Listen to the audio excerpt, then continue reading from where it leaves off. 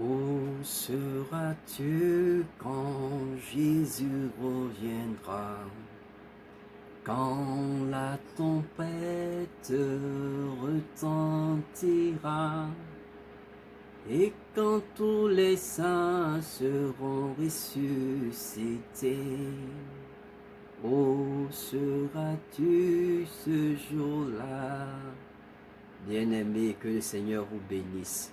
Bonjour, bonsoir, selon le temps que vous nous écoutez maintenant, que Dieu vous bénisse. Le thème de mon message, c'est « Va, qu'il te soit fait selon ta foi ». Et notre texte de base est dans Matthieu chapitre 8, à partir du verset 5. Il a dit ceci: « Comme Jésus entrait dans Capernaum, un centenier l'aborda. » Verset 6, le pria et disant: « Seigneur, mon serviteur est couché à la maison, atteint de paralysie et souffrant beaucoup. » Jésus lui dit: « J'irai et je le guérirai. » Le centenier répondit: « Seigneur, je ne suis pas digne que tu entres sous mon toit, mais dis seulement un mot et mon serviteur sera guéri. Car moi qui suis soumis à des supérieurs, j'ai des soldats sous mes ordres. Et je dis à l'un, va, et il va, à l'autre, viens, et il vient, et à mon serviteur, fais cela, il le fait. » Après l'avoir entendu, Jésus fut dans l'étonnement, et il dit à ceux qui le suivaient: « Je vous le dis en vérité, même en Israël, je n'ai pas trouvé une aussi grande foi. Or, je vous déclare que plusieurs viendront de l'Orient, de l'Occident, et seront à table avec Abraham, Isaac et Jacob dans le royaume des cieux. Mais les fils du royaume seront jetés dans les ténèbres du dehors, où il y aura des pleurs et des grincements de dents. » Puis Jésus dit au centenier: « Va, qu'il te soit fait selon ta foi. » Et à l'heure même, le serviteur fut guéri. Gloire à Dieu. Seigneur, je te remercie pour ta parole qui est bonne. Elle est excellente, elle fait du bien. Fais-nous du bien encore par ta parole. Merci Seigneur notre Dieu d'éclairer notre esprit, d'éclairer nos cœurs. Saint-Esprit, merci. Toi qui viens pour nous révéler le Christ. Tu viens pour nous révéler Jésus-Christ. Il est dit, Jésus le dit, que le Saint-Esprit, lorsqu'il viendra, il ne viendra pas parler de lui-même, mais il viendra nous révéler Christ. Et nous voulons ce soir, nous voulons en cet instant, nous voulons en cet instant révéler Christ. Révéler Christ, Seigneur. C'est pourquoi je prie, Père. Parle, Seigneur. Parle-moi, Seigneur. Parle-nous, Seigneur, pour la seule gloire de ton nom, au nom de Jésus-Christ. Amen. Gloire à Dieu, gloire à Dieu. Quelle joie de vous retrouver. Que le Seigneur vous bénisse, que le Seigneur vous bénisse, qu'il vous comble. Et pour l'heure, tout ce qui, pour les seuls, seulement, lorsque nous aurons des directs, j'aurai l'occasion de prier pour les malades. Voilà, pour les vidéos telles que celle-ci, il serait difficile de prier alors que personne ne me suit en direct. Mais pour les directs que nous aurons, nous allons vraiment prier pour les malades et je sais que le Seigneur va agir. Comme il le dit au centenier, va, qu'il te soit fait selon ta foi. Et selon ma foi, le Seigneur va toucher les cœurs, va transformer les vies, va guérir les cœurs, parce que je sais en qui j'ai cru. J'annonce l'évangile depuis 92, je prêche à des dizaines, à des dizaines de personnes depuis 92. Depuis 92, j'annonce l'évangile, j'enseigne la parole de Dieu. Donc, je sais, j'ai vu Dieu à l'œuvre hier, je l'ai vu à l'œuvre les années passées. Je sais que je le verrai encore à l'œuvre maintenant. Oui, je l'ai vu guérir, les malades. Je l'ai vu ramener des gens qui tombaient dans le coma, des gens qui, on pensait qu'ils étaient partis, qui revenaient à la vie. Je les ai vus tout ceci que le Seigneur a fait. Et je sais que ce Dieu, il est le même hier, il est le même encore aujourd'hui.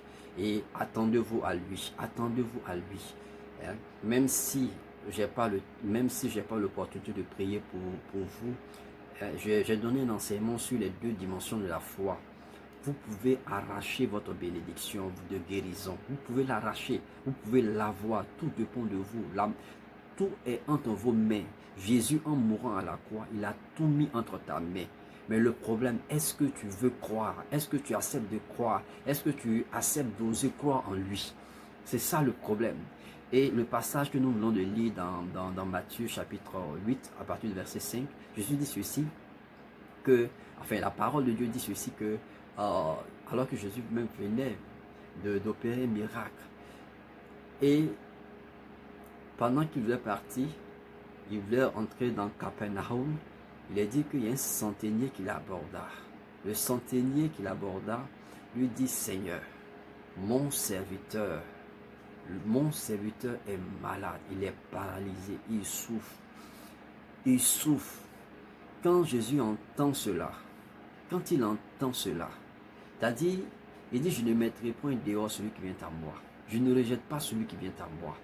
Jusqu'à présent, tu n'es pas encore venu à Jésus-Christ. Le centenier, lorsqu'il a vu, ce n'est même pas le malade qui est venu vers Jésus-Christ. C'est le centenier, c'est-à-dire la personne qui a entendu parler, qui connaissait Jésus. C'est lui qui est venu présenter, plaider pour son serviteur.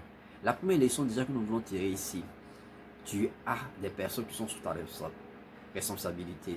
Tu as des servantes, tu as des servantes, tu as des enfants. Combien de fois tu t'approches de Jésus-Christ pour plaider leur cause, pour plaider pour leur salut, pour plaider pour leur salut?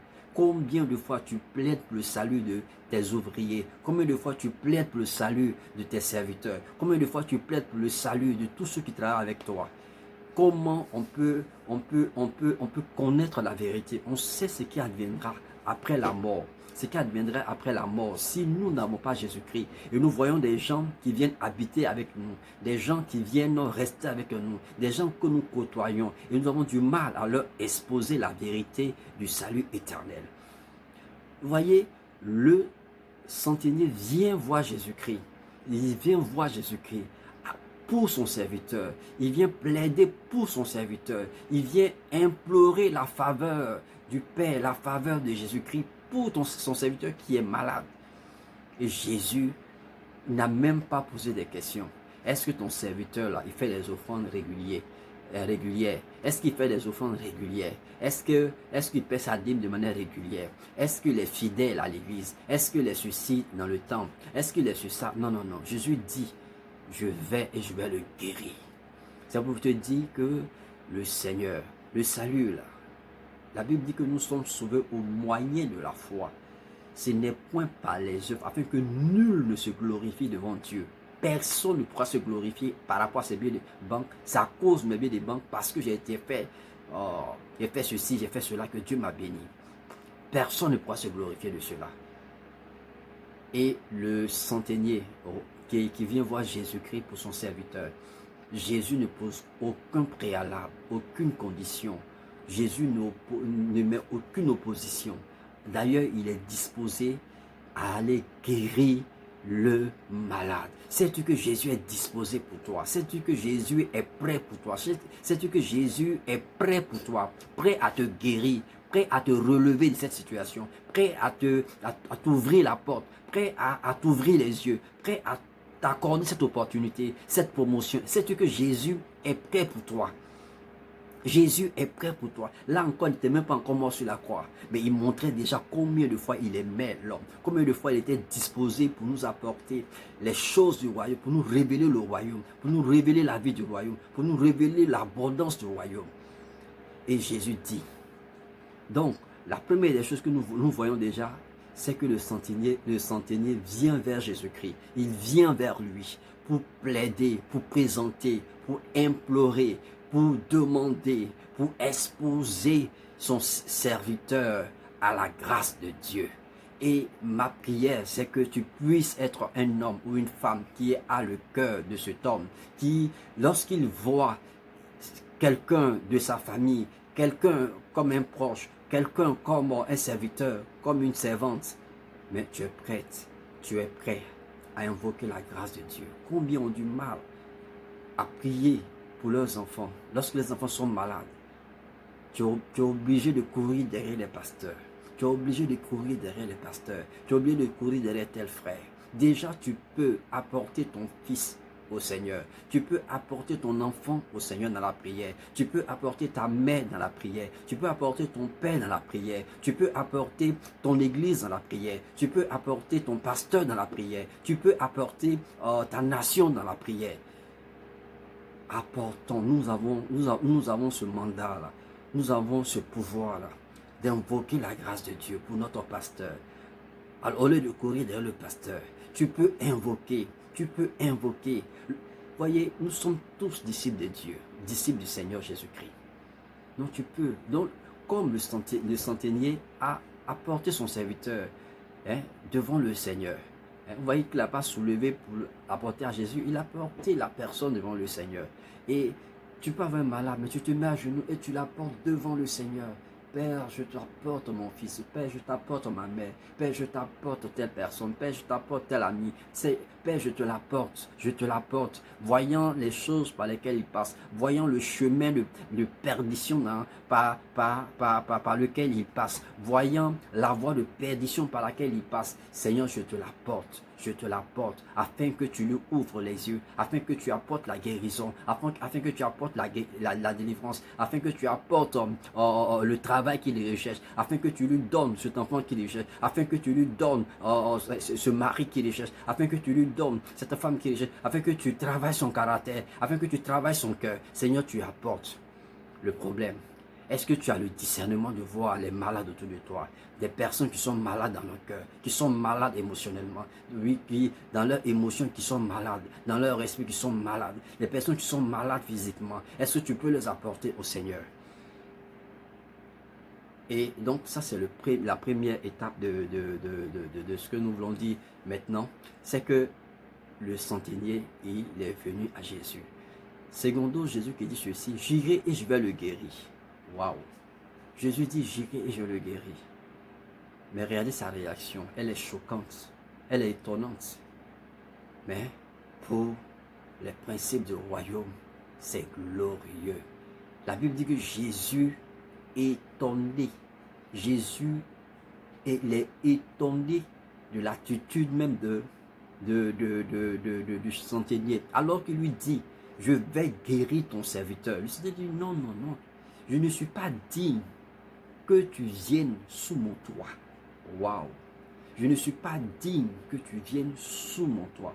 Mais là, le centenier ne connaissait pas vraiment la profondeur.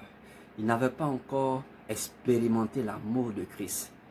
C'est vrai, nous ne sommes pas dignes. Mais il est prêt à entrer chez nous. Il dit, je me tiens à la porte, je frappe. Celui qui me laisse entrer, j'entrerai chez lui, je souperai avec lui. Le Seigneur est prêt à nous recevoir. Il est prêt à entrer dans nos vies, il est prêt à entrer dans nos cœurs.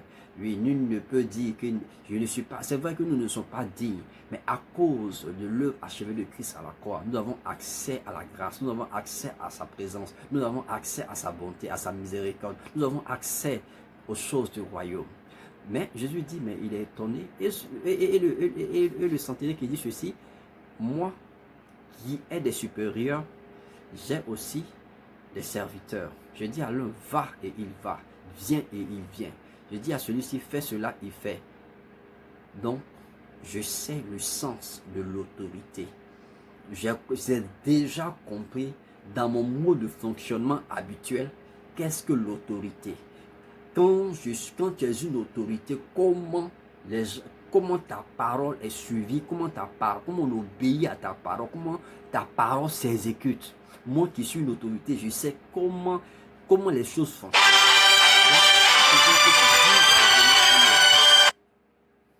Je veux que tu dises simplement un mot. Je veux que tu dises simplement un mot et mon serviteur sera guéri. Je veux que tu dises un mot et mon serviteur sera guéri. Alléluia. Et qu'est-ce qui va se passer? Jésus, étonné, le regarde et lui dit, en Israël, il n'a pas pu voir une si grande foi. Amen.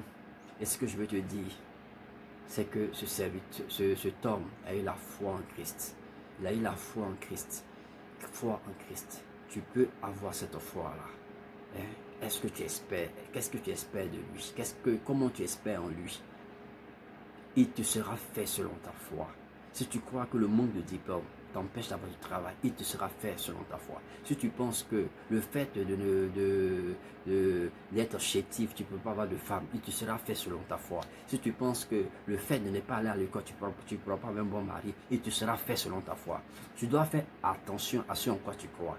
Ta foi va déterminer ton environnement, ton mode de vie, ton mode de fonctionnement, ton environnement, comment tu veux évoluer. Va, qu'il te soit fait selon ta foi, au nom de Jésus. Amen.